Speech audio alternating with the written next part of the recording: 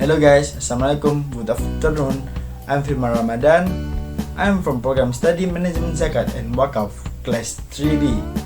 And this is my friend. Hello, my name is Mila from class B, Zakat and Wakaf Management. Hello, my name is Yamin. I'm from program Studi Management Zakat and Wakaf, class 3B. So, this afternoon, we will conduct an interview at Las Nurul Falah Ketintang. So, we will interview Mr. Najib as the manager of Las Nurul Falah Ketintang. This study, I am to explore the rule, program, and impact of institution in managing zakat effectively to benefit others. Let's go to Nurul Falah Las Ketintang.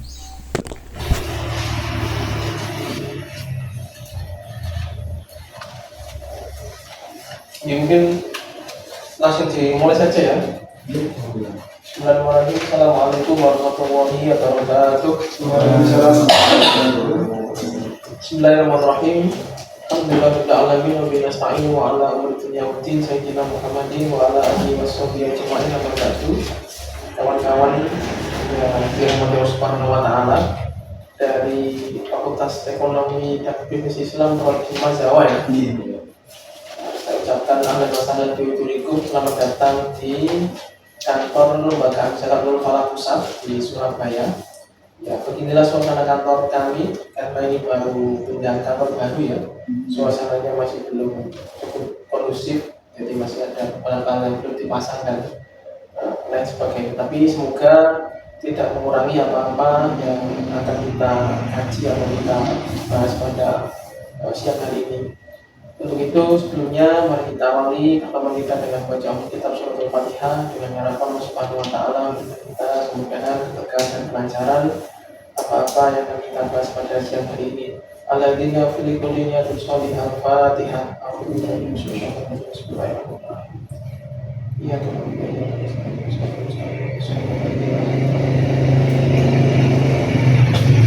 terima kasih kawan-kawan semuanya. Semoga Bapak Fatihah kita memberikan kita kekuatan semangat untuk senantiasa mengawali dakwah kita pada siang hari ini. 3 orang yang hadir di sini. Yang pertama ada Batul Jamila dari mana? Surabaya. Surabaya sendiri. Firman Ramadan dari mana? Dari Gresik. Gresik. Gresik mana? Gresik Manganti. Menganti.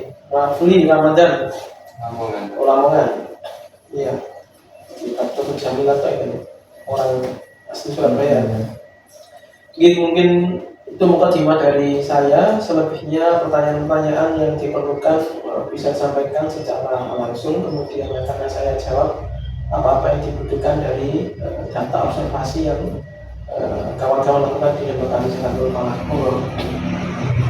Langsung mulai saja nih, Pak. Iya, monggo. Pertanyaan yang pertama, yang sejarah singkat berdirinya Lazismu Nurul Falah ini gimana? Ya, jadi Lazis Nurul Falah bisa disingkat dengan Lazis NF ya, Nurul Falah.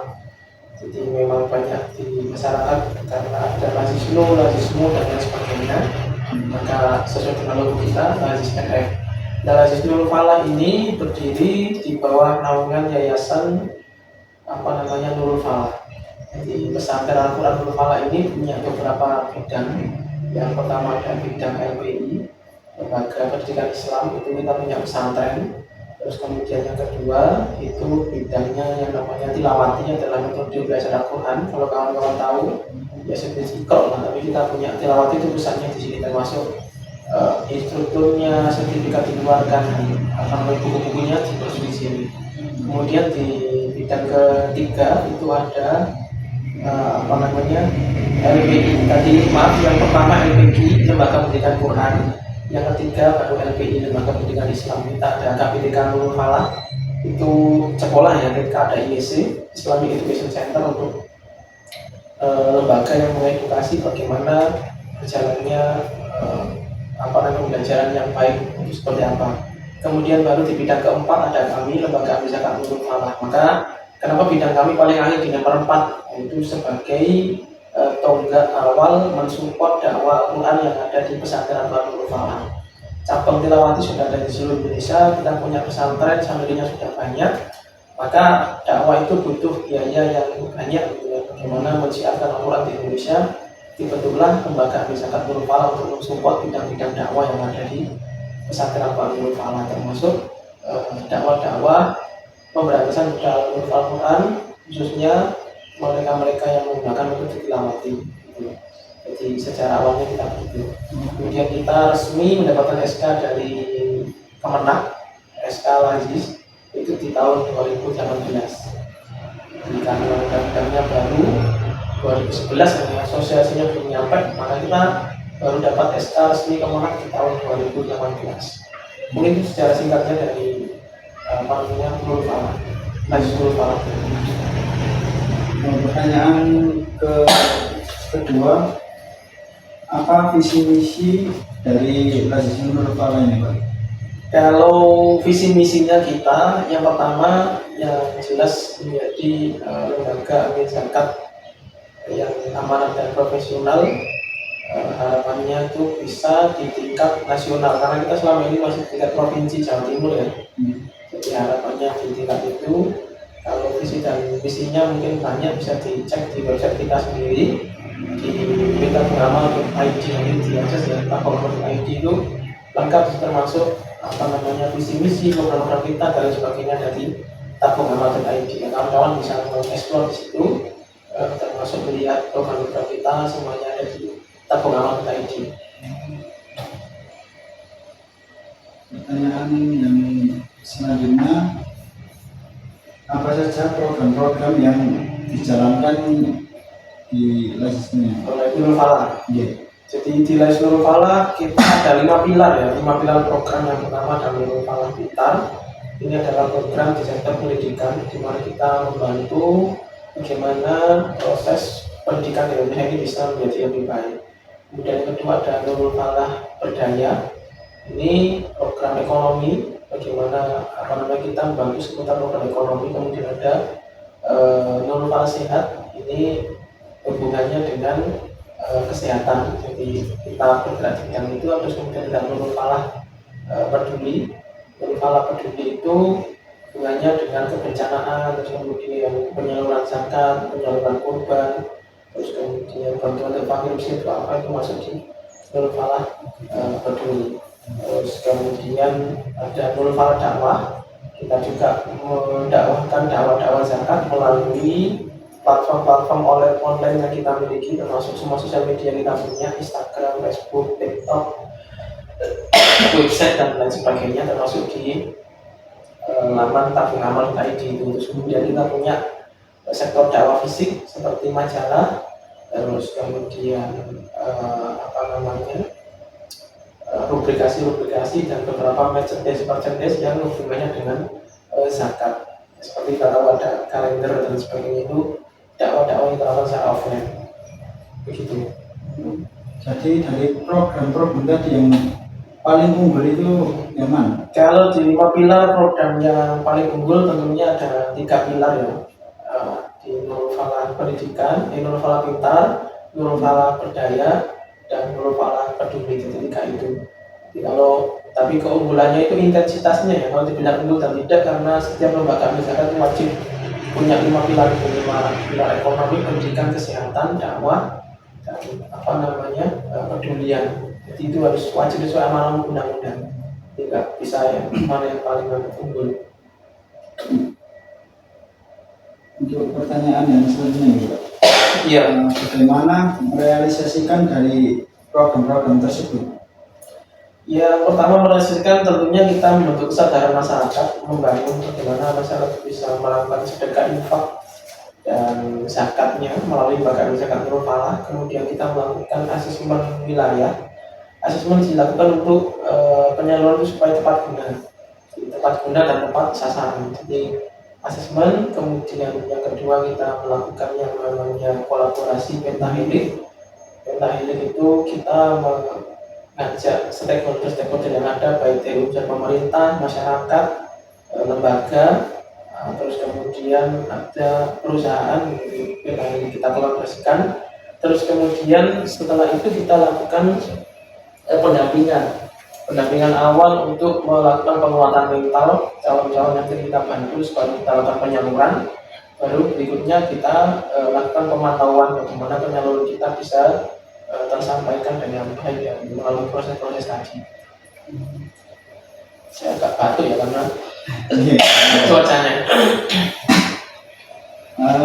Apakah ada tantangan dalam menjalankan program-program itu sebetulnya? Kalau tantangan tentunya ada, yang paling besar tantangannya adalah masih minimnya kesadaran masyarakat di Indonesia, termasuk peran pemerintah menyadarkan zakat di Indonesia ini masih sangat minim. Dan harapannya di tiap tahunnya ada dari kesadaran masyarakat termasuk pemerintah untuk memfasilitasi bagaimana dunia zakat ini semakin dikenal oleh masyarakat secara umum gitu ya. Karena kita tahu di Indonesia ini syariat zakat itu sangat amat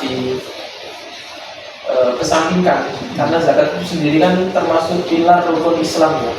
Jadi kalau syahadat itu hubungannya sama langsung dengan Allah, sholat hubungannya langsung dengan Allah, puasa langsung hubungannya dengan Allah, haji langsung hubungannya dengan Allah. Nah, zakat ini yang hubungannya kepada manusia dulu, baru kita bisa terhubung dengan Allah Subhanahu wa Ta'ala. Maka ketika terhubung dengan manusia, banyak manusia lain mengira ya zakat ini untuk apa? Saya sendiri butuh, nama saya membantu orang lain. Kesadaran itu yang mesti dibentuk. Bahkan di ayat Al-Quran yang turun tentang syariat zakat ini bukan bayarlah zakat, kayak sholat kan sholatlah kamu dan laksanakanlah haji. Kalau zakat enggak, khud min amwal yusodaqatan, jadi ambillah dari harta mereka.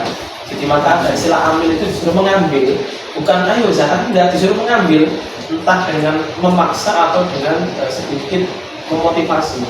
Saking orang itu banyak yang menolak syariat zakat di masa dulu pertama kali dulu. Rasulullah mengajak zakat ya banyak yang nggak mau. Terus kemudian sampai ada beberapa insiden gitu kan di masa ketika Rasulullah meninggal dunia, banyak orang menolak membayar zakat. Kemudian Khalifah Abu Bakar As-Siddiq menuliskan perda, barang siapa yang tidak mau membayar zakat demi Allah, engkau telah memusuhi aku dan musuh Tuhan. Kalau kamu tidak mau membayar zakat, silakan hanya dari wilayah di mana tempat kamu tinggal. Itu sampai seperti itu. Ya. Itu memang berat orang bayar zakat karena pikirannya kan kenapa kita membantu orang lain, karena segitu bukannya untuk kita. Artinya zakat itu masih sulit. Maka meskipun ada ayat-ayat sedekah jariah dan sebagainya, masih belum cukup untuk menyadarkan masyarakat, karena tadi diikut khutbah Jumat atau banyak sama menjalankan kalimat zakat, atau sama sendiri yang jurusannya ambil zakat itu kan mendengar kalimat ambil itu sama apakah sudah sejak kecil mendengar kalimat ambil itu kan awam kan, bahkan teman mungkin baru kuliah tahu ada istilah ambil gitu, bahkan sama mungkin baru tahu kalau ada lembaga ambil zakat sejak kecil tahu ada lembaga ambil zakat, baru tahu kan ini kok dengan kata-kata kelas mungkin namanya juga baru kuliah. Saking awamnya dakwah zakat. Apakah ada dakwah yang dilakukan pemerintah kemudian terutama kepada masyarakat? Ada. Contohnya adalah syariat haji. Cuman ada dulu istilahnya manasik haji ya. Jadi orang punya pandangan bagaimana berangkat haji, melaksanakan haji dan sebagainya. Sehingga sekarang orang itu berbondong-bondong daftar haji, daftar umroh. Jadi sama nggak bisa, kalau dulu daftar umroh sekarang ya minggu depan bisa berangkat, daftar haji sekarang bulan depan sudah bisa berangkat. Nah, sekarang harus tunggu bertahun-tahun. Itu karena masyarakat sudah mulai sadar. Bayangkan kalau zakat sampai di titik itu, orang itu sampai harus dana zakat dan sebagainya. Dari data pemerintah itu dana zakat yang ada di Indonesia yang masyarakatnya mayoritas muslim tidak lebih dari 3% membantu kenaikan kemiskinan yang ada di Indonesia. Saking tidak sadarnya orang itu. Ya contoh di dalam pribadi sampean, kapan sama mulai pertama kali membayar zakat fitrah pakai uang sama sendiri? Belum pernah. Selama ini kalau sama kan masih minta orang tua. Padahal zakatnya 3 kilo loh. Sama tuku paketan bulanan ya 50.000 masih kuat. Zakat fitrah setahun sekali hanya 3 kilo, ya itu masih minta orang tua. Nggak ada kepikiran orang lain untuk menjaga. Padahal zakat fitrah itu ya seperti syariat yang lain tidak ada keterwakilan, harus diusahakan oleh diri sendiri. Maka setelah kunjungan ke sini, bagian dari usaha saya juga untuk mengingatkan setidaknya zakat fitrah mulai Ramadan besok bayarlah pakai uang celengan teman sendiri. Itu akan lebih merasakan bagaimana pilar rukun Islam ini benar-benar sangat dijalankan dengan baik. Saya pertama kali membayar zakat itu pada MTS dulu ya. Ini hampir selama 3 bulan 2000. Dan pertama kali saya membeli beras terus langsung memberikan berasnya itu kepada orang yang membutuhkan, itu senangnya luar biasa. Sampai sekarang juga saya lakukan begitu. Saya ajarkan kepada anak-anak saya, murid-murid saya untuk seperti itu. Mulailah sekarang nyeleni paling enggak untuk sampai membayar zakat itu pakai uang sampai sendiri. Kalau tidak seperti itu ya orang akan mengira saya tidak kaya, saya tidak menjadi orang yang mampu, tapi konsepnya kan Allah tidak memanggil orang yang mampu, tapi akan memampukan orang-orang yang terpanggil. Tinggal semua terpanggil atau enggak dengan syariat zakat. Kalau enggak terpanggil, ya wis meniri lawyer tak jadi beli beras. Kadang-kadang lebih parahnya lagi, ya sudah aku di kampung ya Bu. Ini zakatnya bayar di sana saja ya, nggak apa-apa. Saya ikut keluarga. Itu yang lebih parah begitu. Sama nggak pernah lihat kemiskinan, nggak pernah lihat orang yang susah dan sebagainya. Itu kan ya sangi minimnya dakwah zakat yang ada di Indonesia itu menunjukkan fakta sosial yang terjadi memang seperti itu. Ya, akhirnya lembaga-lembaga zakat yang resmi ini ya untuk mengedukasi masyarakat terkait tentang kesadaran tersebut. Jadi tantangannya cuma tantangan paling besar cuma minimnya kesadaran masyarakat. Kan itu ya yang paling besar itu menjalankan tantangan-tantangan yang sifatnya minor ya. Yaitu misalkan kesadaran apa namanya mustahik, orang-orang yang kita bantu masih belum sadar untuk bisa mentas dari kemiskinannya. Ya banyak orang yang kita bantu diberikan rombong, serta rombongnya dijual untuk makan dan sebagainya. Terus dibantu modal usaha tetap ingin ngemis karena merasa ngemis apa namanya penghasilan lebih banyak itu ya Pak.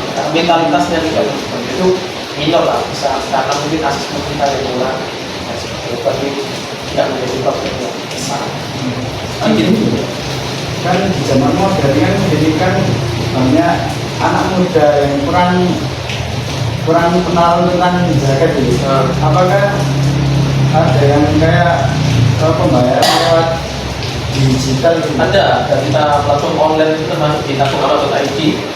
Kalau kawan-kawan mengakses di tabungamal.id itu tidak ada minimal donasi yang bisa dilakukan. Nanti coba ya kalau ada Shopee, ada dana yang lebih tahun lebih 1.000-2.000 bisa buka tabungamal.id, sedekah, silakan pilih programnya terserah, pembayarannya lakukan metode sesuai e-money yang kalian miliki. Ya 1.000, 2.500 kalau nandung di satu dana Shopee kan 500 rupiah kan nggak ada harganya kan. Dan harus setelah berkunjung sini, saya lihat saldo ATM saya ternyata tinggal 2.000 rupiah atau e-money apa misalnya GoFo, GoPay dan lain sebagainya tinggal 1.000 rupiah. Sudah ingat saja tabungamal.id, sedekahkan di situ itu akan menjadi lebih baik. Pokoknya itu sudah kita melakukan itu, melakukan perkembangan termasuk aksesnya yang mudah, UX dan UI-nya, user interface dan apa namanya pengalaman sepertinya sudah kita sesuaikan, sudah bisa akses melalui smartphone.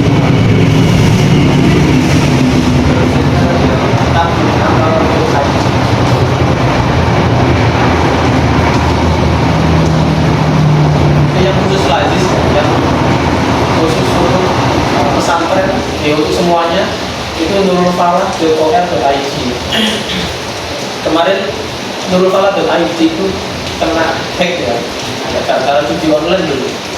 Ternyata mereka itu mengekspansi data-data mereka ke website berbagai dakwah. Iya, dicuri domain kita. Domain kita dulu isinya dari judi online itu kemarin kita blokir sementara. Ya nggak hilang isinya ya, dibuat judi online itu. Setelah biji ketangkap itu, seluruh beberapa lembaga dakwah itu mengumumkan mereka terkena hack judi online. Jadi domain mereka itu langsung dialihkan ke apa namanya, sekiranya lembaga-lembaga yang tidak akan terindikasi oleh pemerintah ini termasuk judi online. Karena lembaga-lembaga dakwah kan pemerintah hampir minim untuk melakukan searching, scroll untuk mengisi itu kan. Jadi mereka mengalihkan database-nya ke situ. Ya, ini apa namanya bagian dari cobaan. Tapi tadi sudah diganti di nurulfalah.or.id. Dan mungkin masih berat kalau buka di HP yang merupakan karena baru kita kembangkan ulang. Jadi yang paling stabil masih tabungamal.id. Pertanyaannya, bagaimana penyaluran dana zakat lewat Nurulfalah? Nurulfalah secara bisa lah, kita ada kantor office seperti ini, ada pelayanan apa namanya nomor admin yang bisa dihubungi 24 jam untuk melakukan pertanyaan dan sebagainya. Kita sudah kolaborasi dengan kode WA ya, di WA-nya akan otomatis apa korbannya yang sampingan ajukan ke lembaga kami.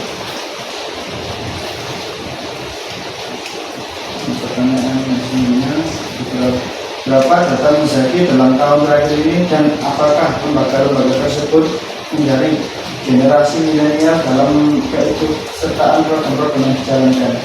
Ya, kalau jumlahnya sekarang sekitar 1.800 terhadap 9.200-an donatur yang kita ada donatur yang kita miliki, baik itu donatur rutin, izin detil, faktornya dan data. Kalau melibatkan generasi milenial tentu kita setiap tahunnya membuka magang baik mandiri maupun itu program kampus zakat di dalam kita mengajarkan kepada mahasiswa, kemudian di program-program penyaluran kita yang kita tidak punya tenaga ahli juga mengkolaborasikannya dengan kampus-kampus terkait yang punya ahli di bidang misalnya di bidang ekonomi. Kita kan hanya punya dana ekonomi tapi tidak ahli bidang ekonomi, untuk melakukan pendampingan ekonomi yang kita libatkan kawan-kawan akademis yang ada di kampus-kampus UNESA dan sebagainya. Dari ini ada yang makan termasuk anak dari UNERA, dari UB. Tahun ini yang UNESA belum dan makanya yang banyak kesini yang kampus-kampus umum. Barangkali kawan-kawan mau melakukan pemagangan di bulan Ramadan ya, mengumpulkan momen besar gitu. Iya. Bagaimana persentase pengumpulan data dana zakat dari tahun ke tahun? Kalau dari tahun ke tahun, alhamdulillah kita selalu ada peningkatan ya. Dari yang 2023 kita dapat 4M, kemudian 2024 kemarin ini sudah 7,9M, terus target di 2025 ini harapannya ada 10M. Ini target pemerintahnya, memang harus target itu terpenuhi. Bagaimana pemberdayaan pendistribusian kepada masyarakat dalam bentuk apa dan apa saja mau gitu. Ya, untuk penyaluran itu ada dua. Di kita itu ada sifatnya charity, ada sifatnya pemberdayaan. Charity itu hanya memberikan barang secara cuma-cuma, biasanya untuk memenuhi hak kifayat. Hak kifayat itu apa? Adalah hak dasar manusia yang mesti dipenuhi, yang mesti dipenuhi, kayak makan, sandang, pakaian, terus kemudian tempat rumah yang layak, yang baru. Dan pemberdayaan itu pendampingan bagaimana dia secara mandiri bisa menghidupi dirinya sendiri. Jadi bedanya charity dan pemberdayaan itu ya. Kalau charity ya memberikan hak kifayat, ya kalau yang miskin banget ya kita penuhi makannya dulu, pakaiannya dulu, kesehatannya dulu, baru kalau dia makannya sudah enggak kekurangan, rumahnya sudah bagus, baru di sektor usahanya, baru di sektor kita lakukan manajernya dan seperti itu.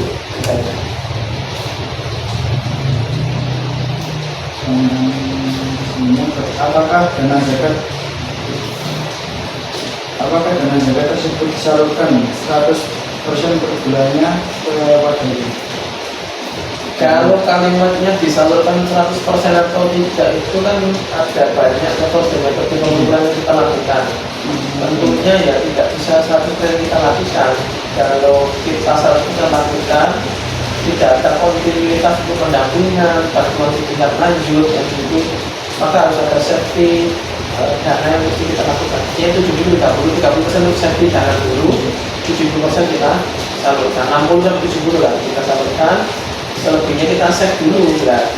Kayak misalkan kita kan jalan, kita bantu orang-orang yang ada di Gunung Semeru, habis ikutan gunung kita bantu.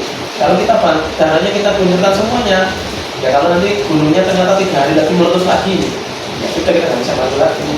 Untuk kontinuitas itu nanti kita bantu. Pertama apa sih dampaknya pada mereka?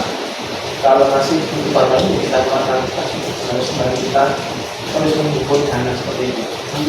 Untuk bantuan kayak semua kayak di contoh di Bromo itu kan kayak ada orang kayak ini beragama kayak ngaji gitu. Oh ada. Iya, dakwah. Kalau dakwah kita itu kita kolaborasinya dengan Tilawati ya, dengan Tilawati dan pendakwahnya yang sudah Tilawati yang ada di Indonesia itu sekarang kita sudah punya lebih dari 80 cabang ada di seluruh Indonesia dan mungkin akan terus bertambah.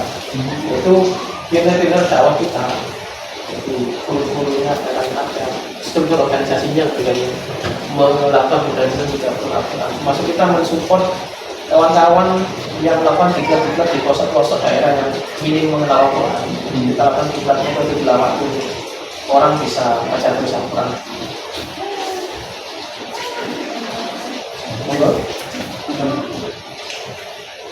Cukup ya mungkin karena mungkin ada Ini iya kan itu Anda. iya. Ini mungkin itu saja yang bisa kami sampaikan. Sebelumnya mohon maaf. Terima kasih ya.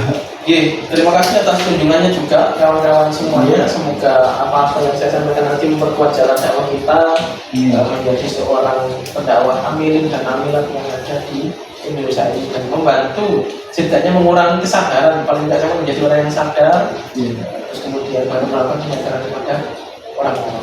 Sekarang ganti dibantu saya seluruh sosial media kita di follow up, ada di Instagramnya Aziz Nurul Fala, diikuti, YouTube-nya Nurul Fala Media bisa diikuti, terus kemudian tabungamal.id bisa diubah donasi apapun di situ, terserah donasinya terserah kapan.